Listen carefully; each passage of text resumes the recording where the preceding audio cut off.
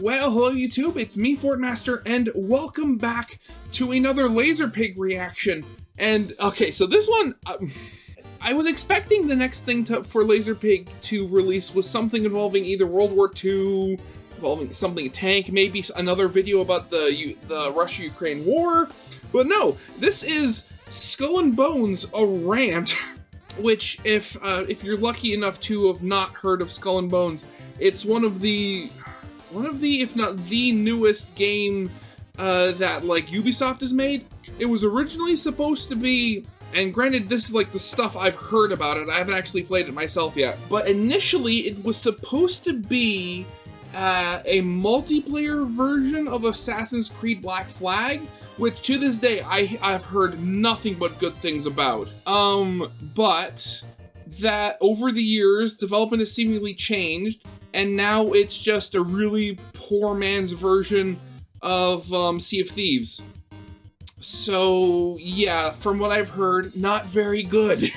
And I mean, the fact that LazerPig is making a video on it? Okay, this must be a lot worse than I thought it was. Actually, wait, I literally just noticed, in the suggested videos over here, LazerPig did a rant on Sea of Thieves as well. When, 2 years ago? How did I miss that? So yeah, let's see what the pig has to say on this then. So of course, as always, original video is linked in the description if you haven't seen it yet for some reason. Corner video will lead to my Let's Play of the day. And yeah, with all that out of the way, let's get this thing started then, shall we? Good evening, it's me, LazerPig. A few months ago, I went to Ukraine, and I did I remember stuff. that. Well, now I'm going back, and it's not because I left my phone charger in the hotel, though I will need to get that back. So you know what, right? Well, you better! Last year, he was able to fundraise and personally drove 2 donated trucks to Ukraine at the same time, and now he wants to do it again, but bigger! 5 times the truck, 70 times the detail, and he's roped in a bunch of other YouTubers, moi included, Spiff. to get involved. No, not But Spiff, also help drive the things. That's right, with your help, I will personally drive a truck across Poland. I have never driven anything in my life. I don't have a license. This can only go well. Last time I was in Poland, I mean, granted, I've never driven anything outside of Canada before, but one would think that you need at least some form of license to drive a vehicle anywhere. So, yeah, that's kind of scary. was driven at max 7 through a busy highway by a guy blasting slapjank through the open windows. It's the only way to experience Poland. Now I have to drive through Ukraine, whose roads are peppered in artillery shell craters. It's like driving over a cheese grater. Ask yourself the question, do you want to help Ukraine? Do you want to see my organs get turned into liquid? Do you want this patch? That's right! Do you want to display to all your friends and family that you are publicly subscribed to me? Well, now you can!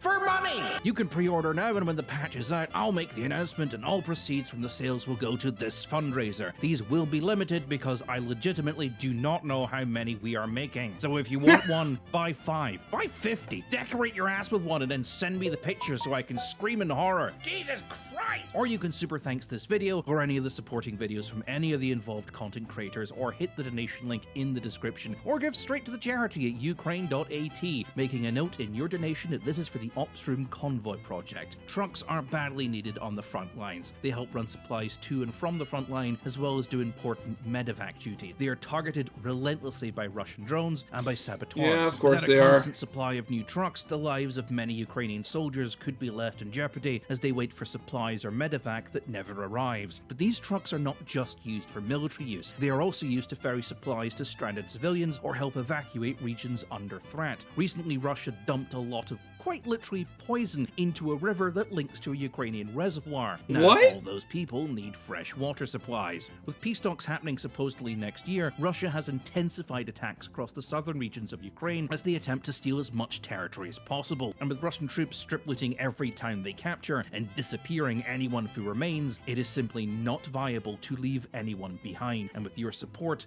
they won't have to be. So please consider donating. The more you donate, the more lives we can save, and the more likely it is that I will be probed by Ukrainian border security, which will be funny. Guaranteed. And now, our feature presentation. Oh god, that brings back memories. I'm going to be honest with you all. The first ever thing that made me ever consider starting a YouTube channel was the announcement of Skull and Bone. I had this dumb idea that I would be the Skull and Bone content creator. Glad I didn't do that. Fans of the LazerPig deep lore may know I have 3 passions in life: armored warfare, Egyptian mythology, and pirates. I mean, yes, also femboys, but I'm gonna be honest, if Anubis showed up and was like, hey LazerPig, no more femboys, but you gotta bang me, I'd be like, maybe? Yeah? I'd bone Anubis. So would you if you weren't such a goddamn coward. I love pirates. Yeah, I'm very much a coward, yes. I could sit and ramble about pirates till the cows come home. I may do one day. You can't stop me. This is my little corner of the internet, and by God, I'll do what I want with it. Welcome to Pigistan, motherfucker. I was a huge fan of Black Flag back in the day. A brilliant pirate game with just one slightly major flaw. The flaw being, it was an Assassin's Creed game. And the biggest problem with Black Flag being an Assassin's Creed game is that every now and then, the game came along with a crowbar and demanded you stop having fun with all this pirate nonsense and go being an assassin for a bit. Get off the ship with your cannons and your sea shanties and go wander around an office building for a bit so we can smugly remind you that there is in fact an overarching plot of all Assassin's Creed games that sounds like it was written by a first-year film student. Oh god, yeah, I completely forgot about that. What, like... I know at least in the, I know that at least in the first few games, like the whole thing of you being in the of the assassin was that you were actually like delving into like this guy's genetic memories or something like that, and there was something involving Atlantis and like a race of super beings or something like that. I cannot for the life of me remember. And nor do I want to, really. Also, from what I understand, I think they've pretty much gotten rid of, like, the whole, like, genetic memory thing in the most recent games. Like, you don't do that. Like, I know, what was it, the ancient Greek one where you're, like, you're just there, you see the gods. You see, like, the Greek gods and stuff like that. And then there's the one where, like, you're a Viking. So much stuff, I swear. God is real, but he's also an alien, and humans are slaves, and the angels are like ancient aliens with advanced technology, and everything is a simulation, and blah blah blah, no one cares. Sorry, Desmond. So a game that removes all of that bullcrap and instead just includes the pirate bits with extra pirate bits? Hell yes, sign me up! That sounds like a dream come true! Pirates are a somewhat neglected genre in gaming. I don't know why, but pirate games come along once in a blue moon, and rarely do you ever get a good one. And no, I'm not talking about Sea of Thieves. Oh, you added in a PvE mode? Oh, finally! It only took you 6 years and driving away 90% of your potential player base before you finally made a decision that most other companies would have made pre-alpha, and yet you sit there with your smug little faces telling everyone how enormous and amazing a decision this was for you when you finally realized how much you fucked. Nora, and I will get this out of the way before 1,000 of you start trying to recommend it in the comments, am I talking about Naval Action either? A game whose lead developer is so incompetent, it actually impresses me that they are able to wake up each and every day and remember how to breathe. They should have been fired years ago and once went on a homophobic rant about yours truly, which is why I won't touch it with a 1,000-foot barge pole. Oh, and he allegedly threatened to sue the owner of the subreddit unless he was made admin so he could delete posts criticizing the game. God, I haven't heard of that game in a long time. I think last time I heard it was like, I think the Mighty Jingles did a video on it. At least I think he did. I gotta double check this. 9 years ago!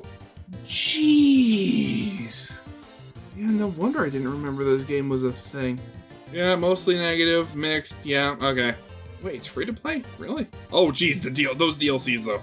Ooh, okay, yeah. As a reminder, it's my world you are playing. I am its creator. You will have to accept my gameplay conventions to play. Literally what I just saw, yeah. And honestly, you're not missing much. It's a game with about 400 active players, of which approximately half are trading bots generating funds for the game's largest clans, most of whom sit outside the starter ports, waiting to seal club new players because there is literally nothing else for them to do. I mean, yes, the game is still technically going, in the same manner that if you push a rotting carcass down a ski slope, it is still technically moving. But back to Skull and Bone. Yeah. Ubisoft had an opportunity to be great. Better than great. an open world pirate game with a focus on actual pirating, where you could go out on a pirate ship and do like pirate stuff. It could have been magnificent. Pirating. There's just one slight problem. It was being developed by Ubisoft. What we got has a lot of positives. I won't beat around the bush here. There are some good positives here. I like the way the ship handles. I like the aesthetics of the ship in the pirate towns. Everyone looks like shit. Authentic. I like the character customization choices. I like the weird variety of weapons. I really, really like the look of the ships and some of the customization options you get. And I love the fact that PvP isn't mandatory. What I hate is everything else. You could have been so great, Skull and Bone. So great. Again, I've never played the game. I don't think I've even actually ever seen any actual gameplay footage from it. The only thing I've really seen from it was, you know, people talking about it, that it sucked.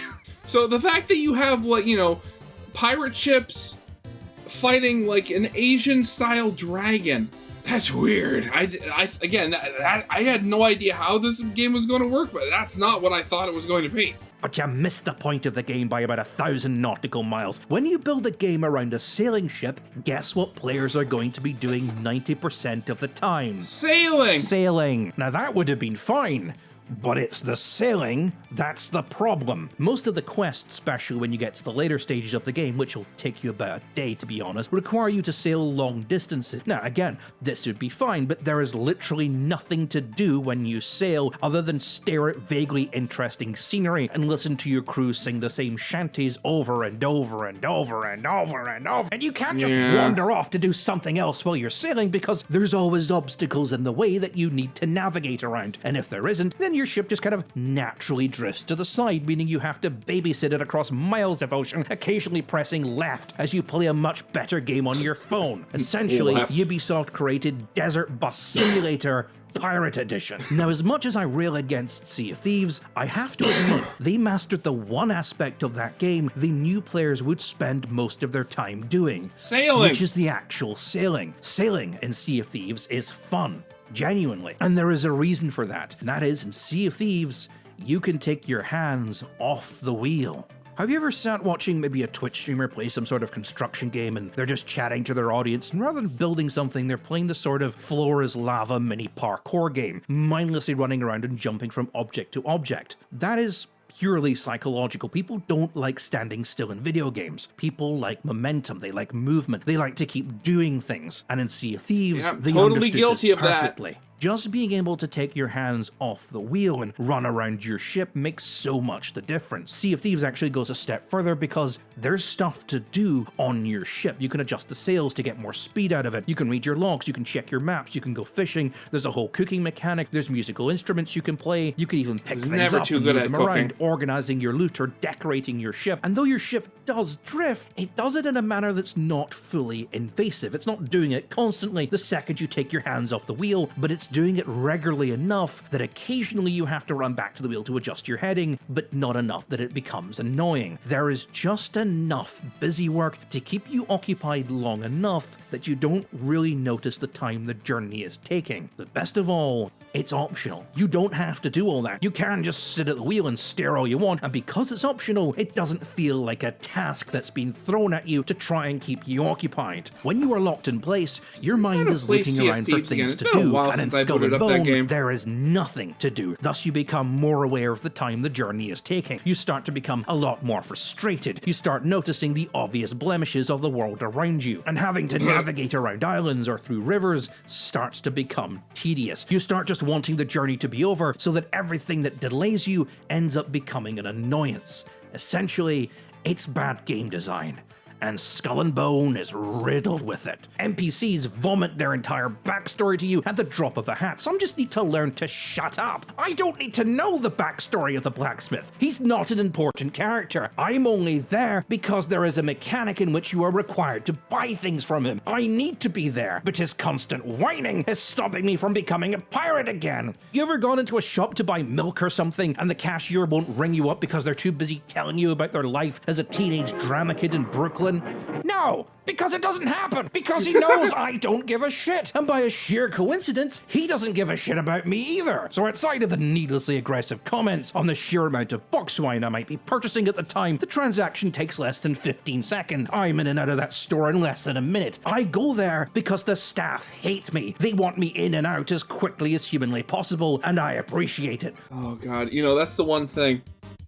I remember going, back when, having to go shopping with my mom to Costco, and I always, I've always hated going shopping with her because she will methodically walk through every single aisle of the store to make sure she gets everything she needs. And even she complains, I was like, oh, shopping takes so much out of me. When she walks through, when a good 40% of the area that she walks through is stuff she doesn't need. And again, it kind of, at the same time, the whole thing with that is she always complains about, stores moving stuff, which, I complain about that too. And I guess she does kind of get around that because she's going to walk through every part of the store anyway. But still, oh God, just thinking about it now, that brings back so many bad, no, not bad, but just bored memories of childhood. Thank you, Tesco. But in Skull and Bone, that becomes, I used to be a pirate adventurer like you, but then I took a dick to the face and became a blacksmith. I don't care! Being forced to sit and wait while some NPC prattles on and on about stuff that is exciting to specifically them, it's not fun, it's frustrating. And it's not just the blacksmith that does this. Every NPC in the game does this. This bitch here. Okay, Ubisoft, please, if you want to make the game better, delete all her lines. Make her a mute that communicates entirely through glares. Not only will this dramatically improve her character, trust me, I don't need a full 5-minute dialogue cutscene to explain the concept of a fetch quest. And then there's this one. She wasn't in the beta tests. She just appeared out of nowhere like a fart in the wind. Her entire point is to get up in your face and deliver a never-ending stream of needless comments about your progress in the game. I don't need running commentary from my mother. I just want to be a pirate. Now you might be thinking, LazerPig, that's a bit harsh. Maybe Ubisoft just isn't very good at writing people of color characters. No. I believe that might be one of the reasons. Only one, though. No, you're wrong. They're just not very good at writing characters. Oh, you think you're safe with the one white guy? No, he's marginally better written than the others, but I still want to punch him. And then there's the raft. A rat? What? If you want to hunt animals for resources, which you typically have to do quite a lot, you have to sail all the way back to port and get into the stupid raft. You know what this raft is? It's the starting ship. This is the ship you start the game with. This is the noob ship. If you're in this ship, it means you have just started the game and quite potentially don't quite know what you are doing. You want to get out of that ship as fast as humanly possible because in this game, your level is dictated by your ship. That ship is not only a visual representation of your prowess at the game, it is a physical representation of how far you have come, what level you're at, what aesthetics you've managed to unlock, etc., etc. No one wants to go back into the noob ship because they need to hunt an alligator to get the ingredient they need to get the purple cannon.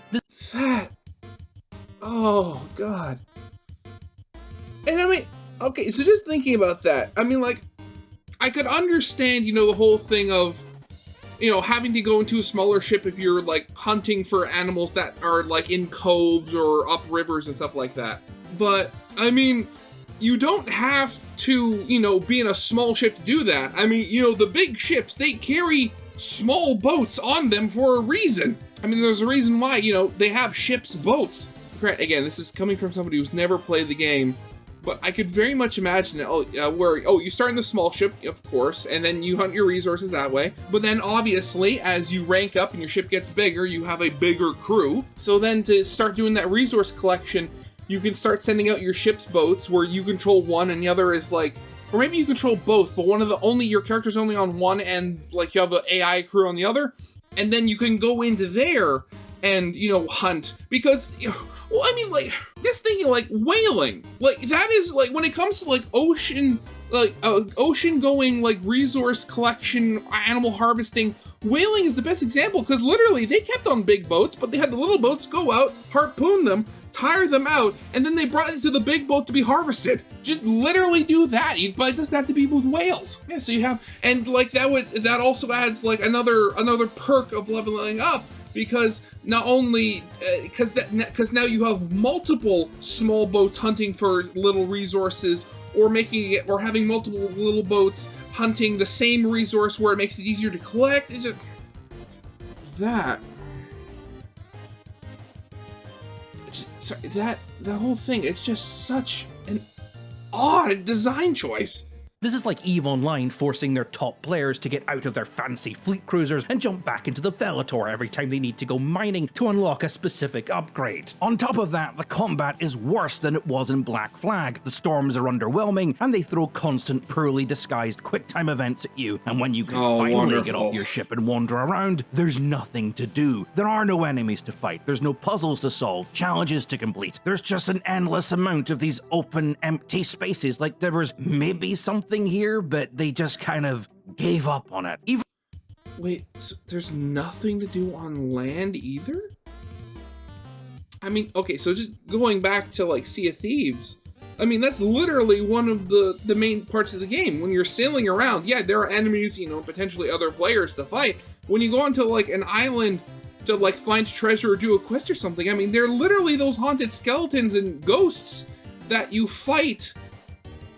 I mean, so you're actually doing something, and that there's some sort of like threat that you have to go against when you're trying to complete things. Oh god. Okay, so thinking back, I think I remember hearing that like, what was like, did this game? How long was Skull and Bones in development for? I heard it was in development hell for a while. 11 years. This was in development hell for over a decade.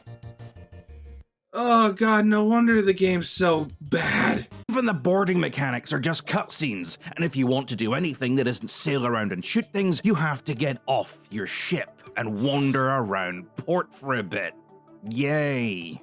Again, and I bring this up a lot, Sea of Thieves has everything you need on your ship. You rarely have to come ashore. This forms a connection between you and your ship, and it starts to feel like home. Why do you think the biggest complaint the Sea of Thieves community had for years was the delay to the captaincy update? The update that would allow them to name and customize their own ships. Oh god, yeah. I know what happened here. I can see it now. When Ubisoft had a meeting to discuss who was the hero, the player, or the ship. Both, Ubisoft. The answer is both. And also, while we're here, can we talk about this tutorial? Most of you won't know this because it was changed in a super early closed beta version, but this ship here, pretty significant. You started the game as a passenger on the ship. This ship was supposed to represent the end game, the thing you strove towards. You gazed up at it in your stupid little raft, thinking that one day a ship like that could be yours. Instead, the biggest ship currently in the game is the HMS Centario, a 22-gun bastardized snow class known as a sloop of war. And given the size of some of the spaces I'm supposed to squeeze into, it's very likely this is probably going to remain one of the biggest ships in the game. Now, so you don't even get, like, to go into a galley or anything like that? Oh. Okay, so, Okay, so that's another thing. Thinking back, not the Sea of Thieves, but, okay, does anybody watching this, do you remember the Pirates of the Caribbean MMO, that was out for years? I think it's still out now. It's been, like, it's being helmed by, like, a bunch of people who are just running it. It's just called Pirates, I think, now. But I remember when I played that game back in the day, I looked at, like, the ships you could get, and it was like, so you got, like, the sloop, which was the small, fast one. You got the frigate, at least I think it was the frigate, which was, like, the one that focused on firepower, and then the galley that focused on cargo space. And then you got the multiple levels, which anything past, like, the basic level you had to pay for. And I remember looking at those late-game ships so longingly when I was a kid, looking at the game, because, especially when I was very much younger, I was terrified to ask my parents to, like, use their credit card online, mainly because I knew they would say no. So there was always just that, like, lingering feeling of like sadness when I'd look at them when I was going off like whatever island I was on to like sail do another quest, and just looking, it's like, I'm never gonna get one of those, am I? And I know, like the few times I was able to like jump onto somebody else's crew and they had one of those ships, oh, it's beautiful.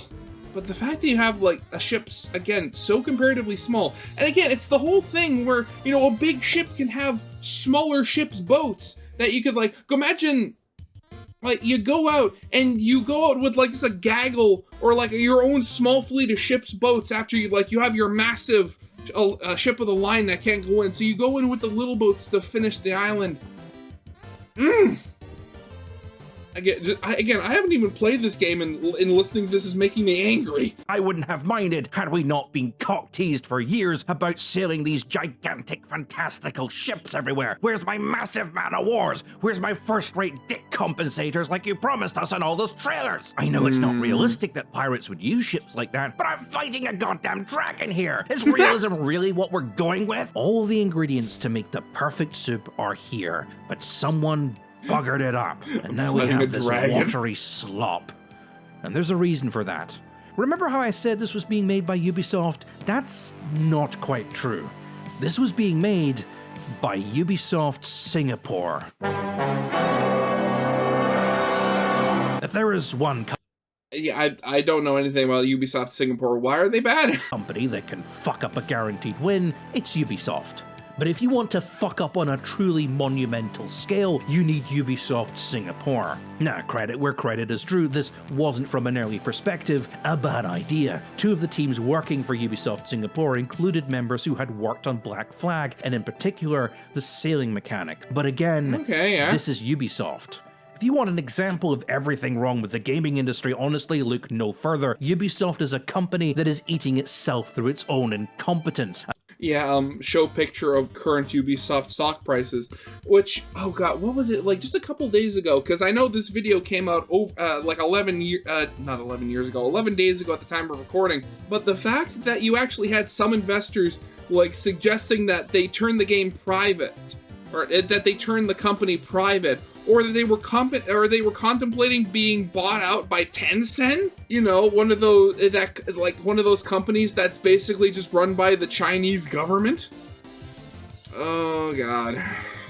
And I'm not talking about the developers. The rot here starts at the top. It starts with management. The original plan for Skull and Bone was quite simple. Take Black Flag as it was, add in a character customization, multiplayer, a ship progression tree, and a few other MMO mechanics. Job done. What could go wrong? Yeah, that sounds great. The first is that good old developer nemesis called the March of Technology. The longer a game takes to make, the more dated it becomes. And there is a tipping point where if a game takes too long, the technology you built for it is now so outdated, no one wants it. This is one of the reasons why Duke Nukem was famously in development hell for so long. Black Flag had been graphically pretty good at the time, but it was built for the Xbox 360. In the same year as its launch, the Xbox One was released, and by the time the Skull and Bone team had anything to show, it was now 2016, and things had moved on significantly. Not only is there now a whole new generation of consoles, games like Grand Theft Auto and Red Dead Redemption were setting new standards for what was graphically acceptable in a multiplayer open-world game.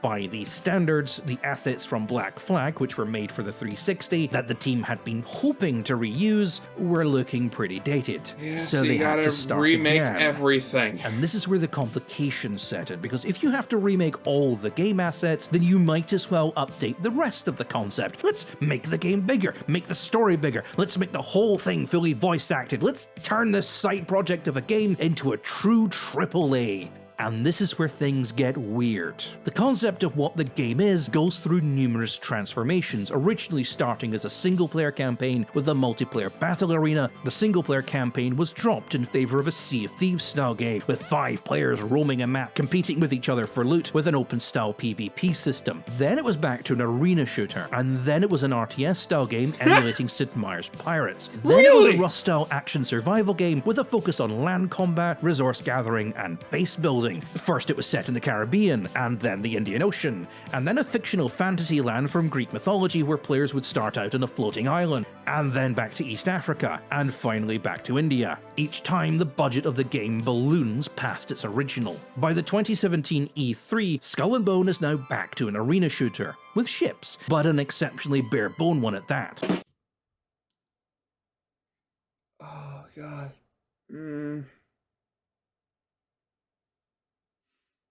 That... None of the development staff on hand seemed to be able to answer simple questions about the game, but a release date of 2018 is announced. This confusion of what the game actually was due to Ubisoft Singapore's upper management. The management team had, as my mother would say, their noses firmly planted up their own ass. Surrounded by rich furnishings, expanding budgets, yes men, and absolutely no oversight, management would ignore the complaints and suggestions of their staff because they were above such things. They were allowed to simply run rampant doing what they wished, believing that every thought that farted out of their ass was pure gold, safe in the knowledge that any blame for failure was due to the responsibility of their underlings, not them. According to some staff, multiple, often contradictory orders would come in from different managers, often within the same day. There would be meetings where key features were agreed upon, and on the next day, those would be scrapped. Emails would then arrive 3 months later, asking why no work had been done on the said scrapped features. The constant changes to what Skull and Bone was, the kind of game it would be, the rapidly expanding scope of the project, and the ballooning cost was all them. It was all management. This not only helped delay the project for years, but it drove away a lot of the talent that had made the original Black Flag such a success. And God. I swear. It's stuff like this that ruins game companies. And what was it I heard? I think it was from Thor from Pirate Software. If I can find the short, I'll put in the video. But he was talking about where, like, this whole thing where originally the game was supposed to be a lot smaller, just sort of be like a multiplayer version of, like, it was originally just supposed to be like a multiplayer MMO version of Black Flag. That probably, even if they did keep it with, like, the more dated graphics, that probably would have done, you know, pretty well. Like, maybe just update the resolution of the textures and stuff like that, make them a little higher resolution. But this whole thing of everything of, like, where every game that gets released by the company has to be this massive, like, AAA monster. That's what kills these companies. Because it's the whole thing where, like, they make a big project, that makes money, then the next project has to be even bigger, then that may make money, then the next project has to be even bigger. If that one doesn't make money, then the whole thing collapses because they ended up putting too much money into it in the first place. Instead of what you should be doing, where either you like take time between your massive releases, where, like, I say, like, you can put like AA, where, like, smaller games on a smaller scope, where you could also potentially create new IPs for future expansion, ones that are more likely to make their money back. And then you make the big AAA game, where, since you have some money stored away from the several smaller games before then, it's not disastrous if it fails, I should say. And then you go do a couple more smaller ones, and then a bigger one. Or alternatively, you have multiple teams so that you can have one team dedicated to making, you know, the big AAA release that will release like every other year or something like that. And then you have either one or several other smaller teams focusing on, like, smaller AA sized games. Again, making more for experimentation and the potential of making new IPs. And then you have multiple of these smaller games going out every year. Like, that could be vastly different, and just, you know, just acting as like a slow but constant income for the company, instead of what a lot of these big AAA game studios have nowadays, where they'll go like maybe a couple years without a major release, and then they'll have one big release, and then where like the entire existence of the company is like basically like in the hands of this game not failing. because they don't release that much stuff anymore, because they want bigger and bigger games that take longer and longer to produce. Even though a working prototype had been made available to influencers at E3, the game in reality was nowhere near complete. A 2018 launch date wasn't just hopeful, it was utterly delusional. So it got its first delay. And this is where Ubisoft Paris started to take notice. You see, the same management staff had not only been essentially lying to players about the state of the game, they had also been lying to Ubisoft. Annoyed at this, Ubisoft sent someone to Singapore to take control of the project. Her job was simple: get the game into some sort of workable state and get it released. And did she? Take a guess. The new management's first step was to strip away anything that was too far from completion. The single-player campaign and much of the more advanced features were ripped out, but one of those advanced features was, well, the ship-to-ship combat, which is quite important in a ship-to-ship combat game. In an attempt to have something to show, the new management instead pitched a change from an arena shooter, where ship-to-ship combat would be important, to a Rust-like survival game with an emphasis on ground combat, crafting, and resource gathering. This could have been fine, but the engine they were building on didn't support that kind of game, so the entire project would need to be restarted from scratch. It was now 2019. Skull and Bone had been in development for 6 years, and they were now starting the entire development process from scratch. And then the allegations started. Sexual misconduct, misogyny, bro culture, to racism, homophobia, to general workplace bullying, all of which was swept under the rug by upper management who would basically intimidate workers into silence. Examples including shouting, screaming, slamming doors, punching holes in drywall, all the good things. This leads to the new project management team placed in charge by Ubisoft leaving the project with complaints of a toxic work environment. At this point, Ubisoft is now seriously considering canning the entire thing, but the game's development was one of the only things keeping the lights on at the Singapore studio, so the government of Singapore steps in with this massive bribe tax subsidy to keep development going. But again, several years of development had passed, and the game was once again nowhere finished. A 2022 release date became a 2023 release date, which eventually became a 2024 release date. And finally, having started development in 2013, a full 11 years later, the game was finally released. And it cost Ubisoft 200 million. And they don't expect to make a profit. In fact, they don't even expect to break even. The game went through such a bizarre development cycle with no clear vision or competent management that in order to rush something out for release, the end result is visually interesting but lacks any depth. There's very little to do in the world but babysit an aesthetically pleasing ship between cutscenes and repetitive battles that not only lack variation, but challenge. Oh god. You know, I'm just gonna call it here. If it wasn't for Concord, I would have said that this was the biggest failure in gaming this year. I mean, quite honestly, like, I'm surprised that, you know, seemingly the game is doing as well as it is now. And if the game was this much of a mess behind the scenes during development, I can't help but wonder what was happening with Concord.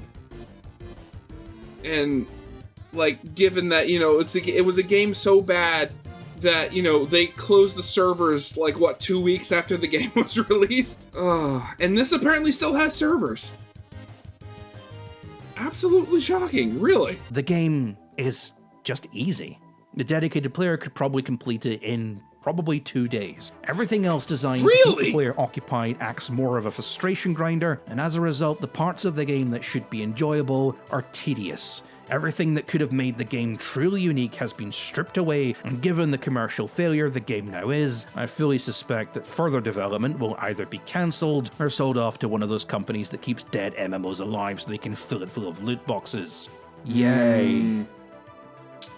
Yeah, absolutely wonderful. There is significant debate on the internet if or not Ubisoft even has the capability to create good games anymore. Let me explain something.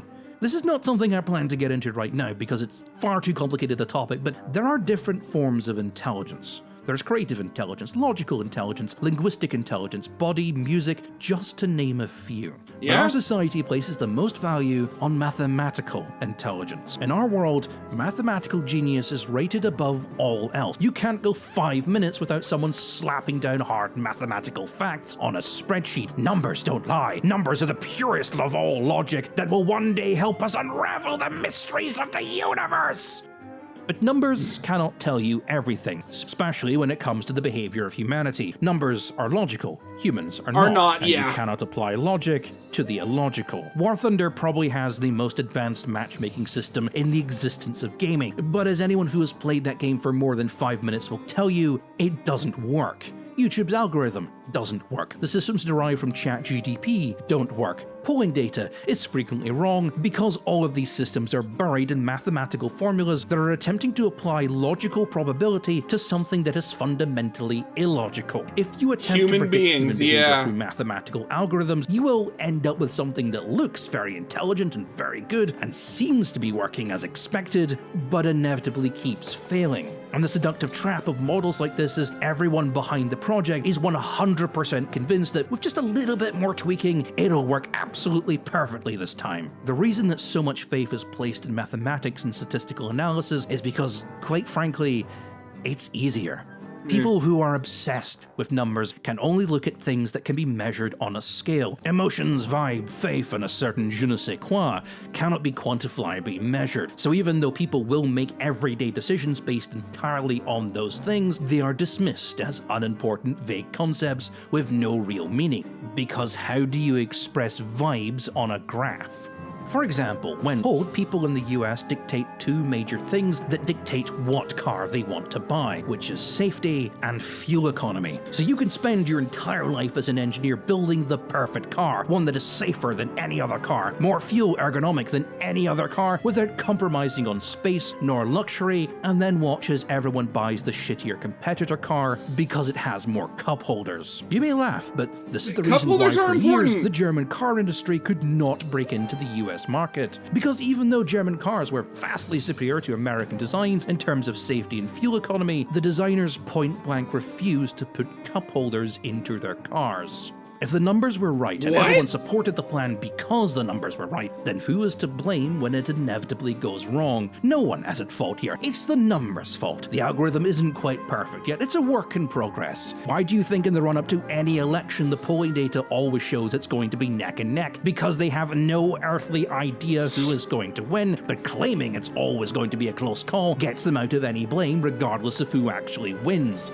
Ubisoft lives in that numbers world. Their management is so far removed from the logic of the average gamer that they simply wouldn't be able to recognize it if encountered. In their world, they run a business. If a business wants to understand the logic of a gamer, they don't run to internet forums or start conversations on Reddit or jump into a game of Squad. They look at what is already successful and emulate it. They bring in support and focus groups who have open discussions about what gamers really want, and they liaison with statistical analysis companies who have these really fascinating data models. What this all means is that no one at Ubisoft has to suffer the indignity of having to actually talk to one of their customers, and instead, somewhere down the line, a computer has decided what the next Ubisoft game is and what it's going to be like.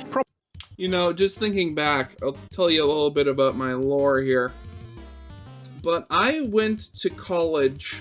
I went to George Brown College in the video game design for specialized in animation. I graduated, did the 4 years, tried and failed to get into the industry. And obviously I live in Toronto, so one of the big studios here is Ubisoft Toronto. And that was, granted, I did throw resumes there, a couple of times. But I was always really skeptical about getting hired by them for this exact reason. Also because, a lot of the stuff that Ubisoft makes, Assassin's Creed and all that stuff, they're not games that I'm, really into. So, the whole idea, when I was younger and much more optimistic was, I don't want to work on a game that I wouldn't have fun playing myself. But now, I after hearing everything that went on with Ubisoft and, what's currently going on with them, I silently give a little bit of a prayer thanking that I was never actually hired by them, just so I would never have to go through any of this. Probably based entirely on market trends. And even with an impressive list of failures behind them, which should be indicating with massive red flashing lights that they've got something wrong, they are going to carry on regardless. Because it's easier to hide behind the numbers and just change where the numbers come from. So maybe this set of numbers was the real problem the whole time, and not that the entire system of logic that put those numbers there in the first place is not working. This is true late-stage capitalism, the cyberpunk dystopia that places the heads of companies on a pole so high they have no connection with physical reality and churn out mediocre products based on algorithmic nonsense, focus groups, and business logic that exclusively makes sense to Wall Street bros. And it doesn't work. How many of you no longer trust buying products on Amazon, especially clothing and electronics? Now it's awash with Chinese dropshipping companies selling utter garbage. I know I don't. I mean, like, well, it's specifically like, I've gone to like a couple of weddings in the last couple of years, and you know, we're a big family, so my mom specifically, she's gotten her dresses from online, and every single one has never been any good. Granted, like, it gets to the point where, you know, she has to wear them because she has nothing else, but I mean, just, like, I am so careful when it comes to buying stuff online. That's the main reason I don't do it that often. Like, specifically, like, for my birthday, I was given 2 Amazon gift cards, and I have no idea what I'm going to use them on, because I don't shop on Amazon that much. This is an example. That's not going to end capitalism, by the way. It's just going to prompt a brief return to brick and mortar stores until Amazon gets its shit sorted out, which it will. But it is why Ubisoft is failing as a company. And honestly, it may yet lead to its demise, because its management is never going to learn that management is a social skill. They're just going to move on to the next business tech craze that promises to do it all for them, which right now is AI. And when I say AI, I mean ChatGPT, which is not an AI, but it's a prediction algorithm developed through machine learning tech back in the 90s. But even if, for all reasons that defy all reality, that AI eventually generates for them that correct answer, they will opt to ignore it, because it's not the answer they want. Oh, God. I swear. I mean, like, of course, when you look at my channel, I mean, I love games. But it's this stuff right here is why I barely play AAA games anymore. Like, I swear, like, you look at my library, and, like, actually thinking about it, I think the biggest game I've bought myself, that I wasn't gifted or anything, was Helldivers 2. And that was only after, you know, probably about a month's worth of seeing it just pop up everywhere and seeing everybody having so much fun with it. Like, other than that, most of the games I play are, well, yeah, they're pretty big, you know, like Hearts of Iron 4, Victoria, Crusader Kings, you know, a lot of Paradox titles, because I like the strategy. But then a lot of it's, like, just either free stuff that it's like, oh, people have made a demo on itch.io and I play that, or it's like little indie things on Steam. So, I mean, I really hope that, you know, things change for the better soon.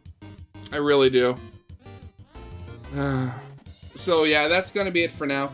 So yeah, of course, as always, original video is linked in the description if you haven't seen it for some reason. Corner video will link to my Let's Play of the day, and yeah, we'll throw that out of the way. I hope you guys liked. If you did, leave a like, subscribe if not, and I'll see you guys next time. Goodbye.